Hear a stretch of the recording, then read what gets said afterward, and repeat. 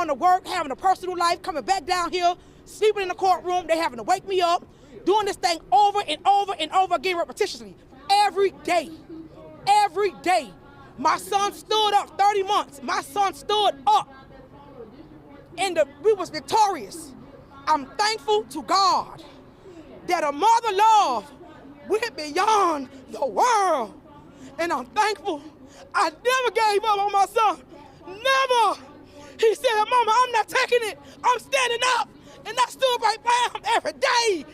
Every day of the week, I stood by my child. And he said, no. And I said, I'm going to stand with you. I'm going to stand with you to the end. And we stood down to the end. You never give up. No matter what's thrown against you. You never give up. Never. And he stood down. And I'm right here every day. You are now tuned in to the LaFlareLounge with your host, Big-Just-LaFlare. Motherfucker. You are watching a master at work. Well, today marks the end of the year-long YSL RICO trial, also known as the longest-running circus act in Georgia history. Forget Barnum and Bailey. This trial had more drama, twist, and outright clownery than any reality TV show out there. Fulton County really gave us a spectacle, but at what cost? Let's take a walk down memory lane, shall we? First, we had Judge Earl Glanville, who, for reasons only known to him, brought his emotional support dog to court. It's my dog. It's my dog. I mean, how's that supposed to inspire confidence? Imagine sitting there, your life on the line, and the man deciding your fate is rubbing a golden retriever's ears like he's on a therapy couch. And if that wasn't enough, this same judge got caught up in the drama of his own, holding secret meetings with prosecutors and witnesses. Spoiler alert, that's a no-no in the legal world, and it eventually got him booted off the case and replaced with another judge. But hey, at least the dog stayed professional. Not to mention, the jury got exposed. The whole east side was like, damn, that's Gerald from Custer Ave. I know that boy. But yet, they didn't care about the danger that they put the jurors in, and they continued the trial. Then came the real madness. Somebody hacked the courtroom TVs to play adult films, turning Law and Order into something that definitely wasn't safe for work. I'm still trying to figure out who thought that was a good idea. Was it a protest? Was it a prank? Or was it somebody in the gallery trying to liven up an otherwise boring trial day? We know how the internet gets. Either way, the hackers should have at least waited until the closing arguments before they hit play, right? And let's not forget about the mid-trial drug deal. One of the YSL's finest decided it would be a good idea to hand-deliver contraband to Young Thug in the middle of court. You know how bold you have to be to try that? It's like these guys were auditioning for a Netflix crime docuseries, How Not to Act in Court Volume 1. But wait, there's more. Enter Judge Paige Reese Whitaker, who had no problem calling out the prosecution for their absolute shit show of a case. She straight up told them, hey, you were doing a ginormous job of throwing spaghetti at the wall to see what sticks. A mistrial is appropriate, and I'm asking I can't figure out what it is. If it's disingenuous, if it is that, I don't want to malign the prosecutor standing in front of me right now, so I'm not going to say the possible things that it could be, but it is baffling to me that somebody with the number of years of experience that you have, time after time after time, continues to seemingly purposefully hide the ball to the extent you possibly can for as long as you possibly can. And I really don't want to believe that it is purposeful, but honestly, after a certain number of times, you start to wonder how it could be anything but that, unless it is just that you are so unorganized that you are throwing this case together as you try it.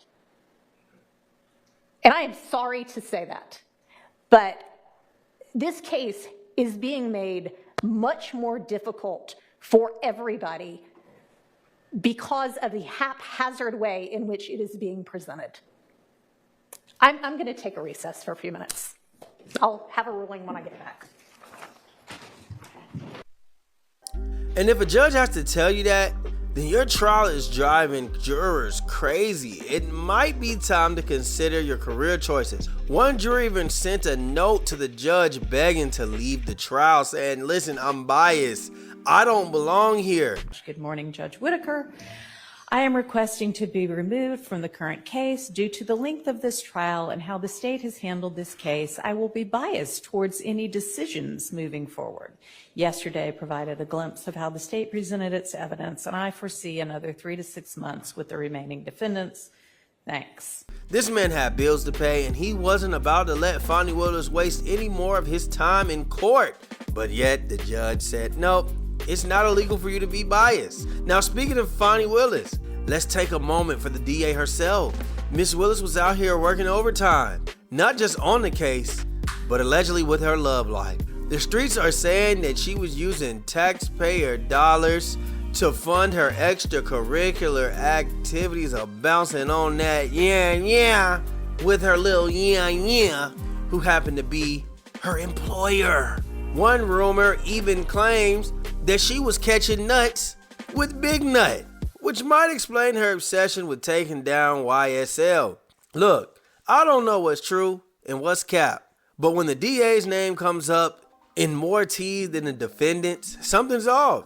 Now let's talk about the grand finale. Diamante Yak Gotti Kendrick and Shannon SB Stillwell, the last men standing in the YSL trial. Yak faced one murder trial and Stillwell had 2 bodies and a gun charge, but today, both of these gentlemen walked away not guilty of the murders. You have been found guilty on count 64, possession of a firearm by a convicted felon, and not guilty on every other charge.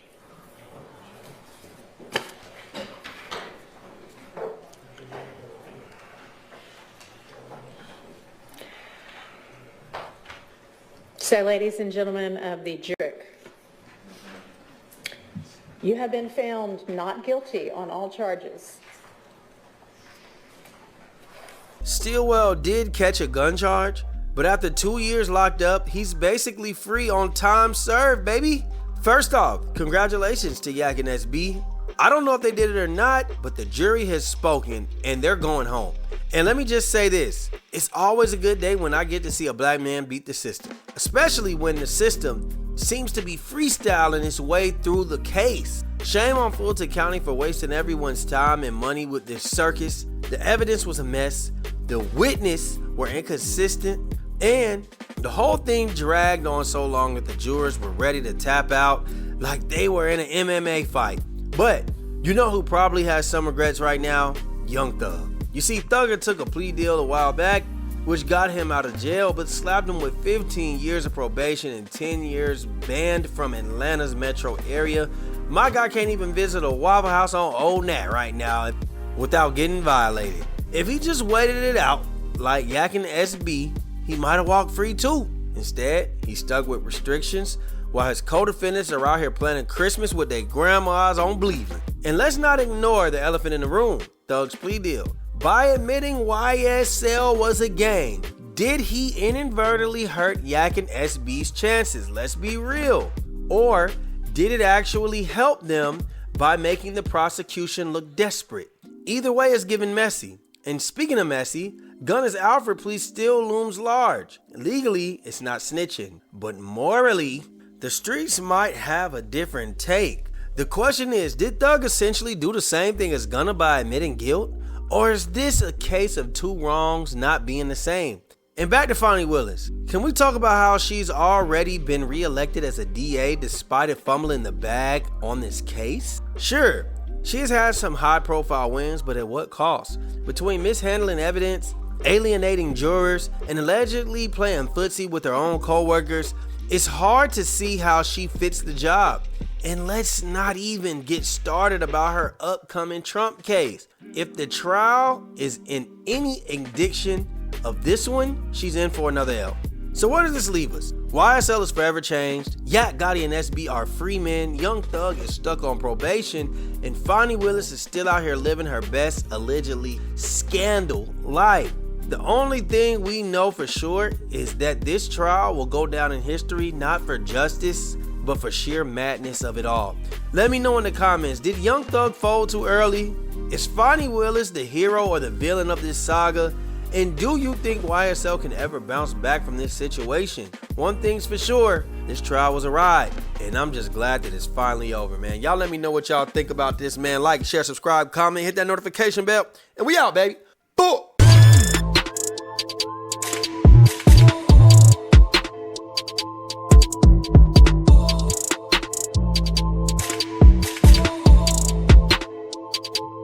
Big Just LaFlare. It's him.